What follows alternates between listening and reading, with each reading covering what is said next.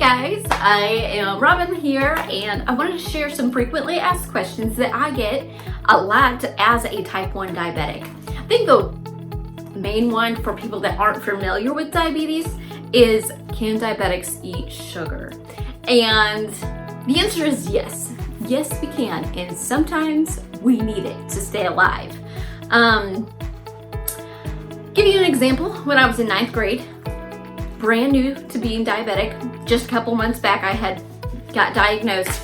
My teacher had made brownies. They were the best brownies, so I heard.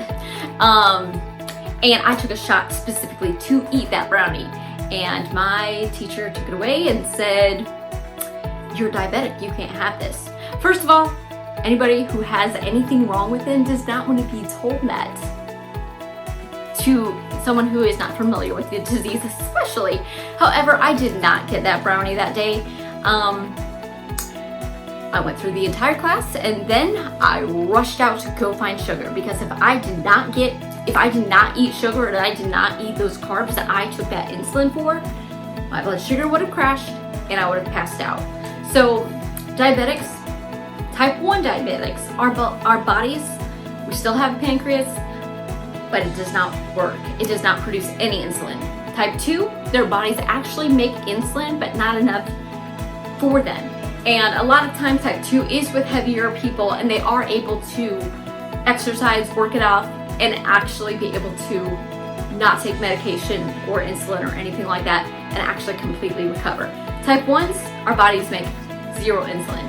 So what happens is we take that shot to bring our blood sugars down, and then we could take too much insulin and our blood sugars crash, or not take enough, our blood sugars go up. So it is constantly a guessing game, 24/7, 7 days a week, 365 days a year. It is a guessing game and trying to keep it in control. A lot of moms of new diagnosed diabetics come to me with these next questions, trying to figure out how their kid feels. So I guess, how do I feel when my blood sugar is low? Very dizzy, very lethargic, very out of it.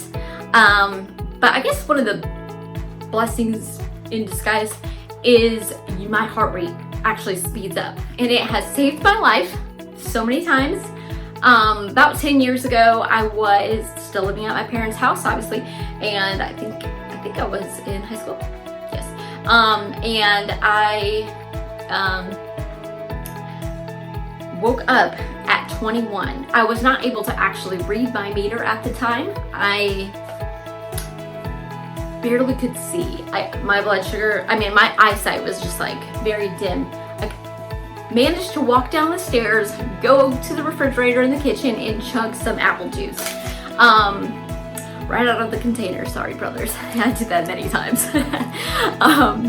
But I was able to save my life, and I managed to recover on my own. Now, it does take about 15 to 20 minutes, especially depending on how low you are, to recover from a low blood sugar.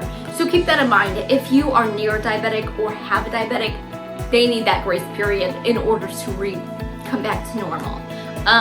It's not like, oh, the sugar's in you, you're good.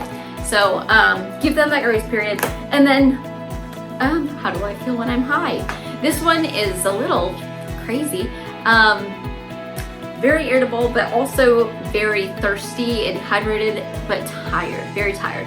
And I believe the best way to recover, if you're able to, go lay down, go prop your feet up, go just relax and rest, drink water, and get that blood sugar back into control. How do I keep in range? This one is speaking from experience. I am 116 pounds as of today, and I just had 2 kids in the last 2 years, and one was 9'6", one was 10'5". So eating keto definitely has helped with that. I was 160 in college. Obviously I was living in the dorms and I was eating what they fed me, which was bagels for breakfast, donuts, potatoes for lunch and dinner, like it just carbs and just taking more insulin. And I was very unhealthy. as well. So eating keto definitely helps keep your blood sugars in control, but also keeps you feeling good and healthy in yourself.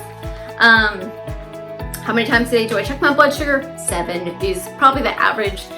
They want you to check it 4 to 10, which 7 is average. So, but it really depends. If you feel like I just checked it 10 minutes ago and you're not wearing a continued glucose monitor, check it if you don't feel right, because it's amazing. Sometimes it can crash real quick.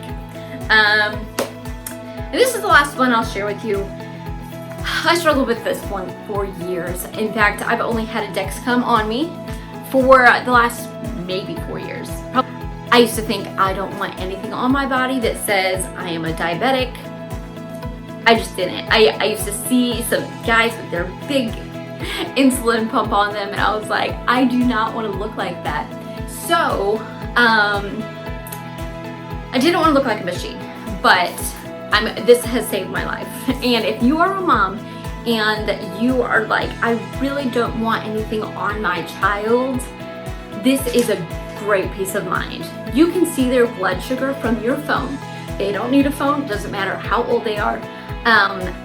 They can actually see their blood sugar, but if you need to call somebody or message them and say, hey, eat something, your blood sugar's crashing, they should be able to tell themselves, but just in case, great peace of mind. And then yes, I really just want you to know the signs of diabetics or diabetes. If you are a mom and you see your kid acting different, please get them checked out. My most frequent signs, and I put more of them on my blog on plainsweetlife.com, but extreme thirst. I was 72 pounds at the end of 8th grade, and about to go to 9th grade, and I was drinking over a gallon of water a day, super dehydrated, like I could not get enough. And those were my main signs, and I did lose some weight. Not much, I was already pretty small at the time, but just know the signs. And if you have any doubt of yourself or someone you know, please get them checked out. Get their blood sugar checked. One finger prick can tell them immediately. So that's all. I hope you're able to take away some frequently asked questions and know a little bit more about diabetes and the everyday life of a type 1. Enjoy. Thanks for watching.